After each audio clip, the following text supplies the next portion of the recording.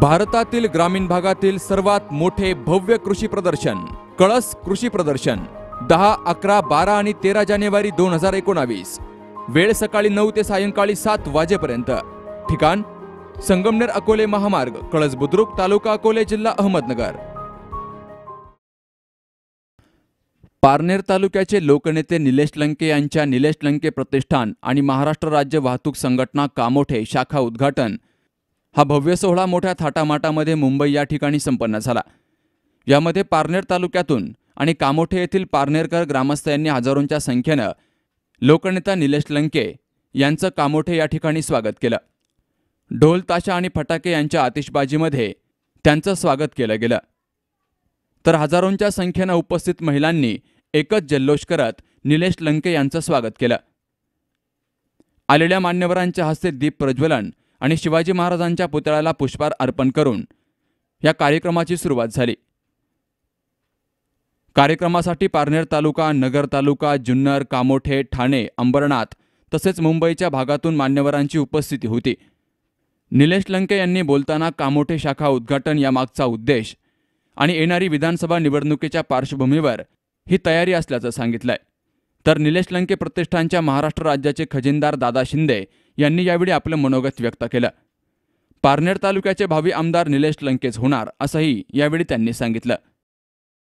निलेश लंके प्रतिष्ठानमध्ये मी नेत्यांबरोबर गेली 18 वर्ष झालं मी निलेश लंके साहेबांबरोबर काम करतो। अतिशय झिरो ग्राउंडवरून आम्ही स्ट्रगल करून इथपर्यंत पोहोचलो। आज कामोठे या ठिकाणी निलेश लंके प्रतिष्ठान शाखेचं भव्य दिव्य असं उद्घाटन समारंभ या ठिकाणी पार पाडला।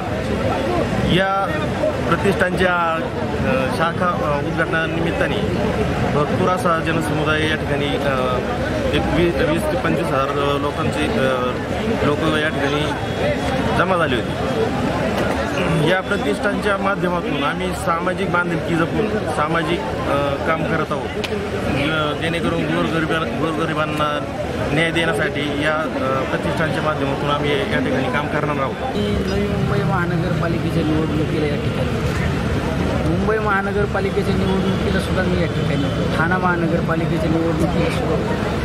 पण पारनेर तालुक्यातील लोकांचा एक विचार नसल्यामुळे एकमेकाच्या विरोधात पारनेर तालुक्यातील लोक उभे असल्यामुळे आमच्या बहुतांश लोकांना पराभवाला सामोरं जावं लागलं। 2019 जरी आमच्या डोळ्यासमोर आज असलं, 2019 दिसतं डोळ्यासमोर नाही।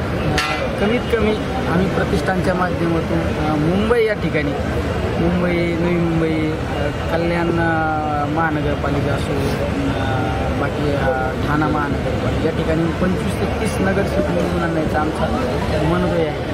शेवट हे सर्व माझं कुटुंब आहे। कुटुंबातल्या एका माणसावर जर आज पक्ष नेतृत्वाने अन्याय केला, मी शिवसेना पक्षाचं काम करतो, पक्षाने माझ्या अन्याय केला, हे माझ्या कुटुंबातल्या लोकांना सहन नाही झालं तर त्यांचा उद्रेक होऊन त्या प्रत्येकाने माझ्या पाठीशी राहण्यात। काय प्रकार झाला नक्की आपल्यावरती अन्याय? या शाखेच्या उद्घाटनामुळे पारनेर तालुक्याचा प्रस्थापितच नाही तर मुंबई येथील मोठमोठे नेते आणि मंत्री यांनीही निलेश लंके यांच्या सभेचा धसका घेतलाय। तर कामोठेकर यांनी निलेश लंके यांना पारनेरचे भावी आमदार करणार हे या सभेत नक्की करून टाकले। पप्पू पायमोडेसह निलेश जाधव, सी न्यूज मराठी, पारनेर।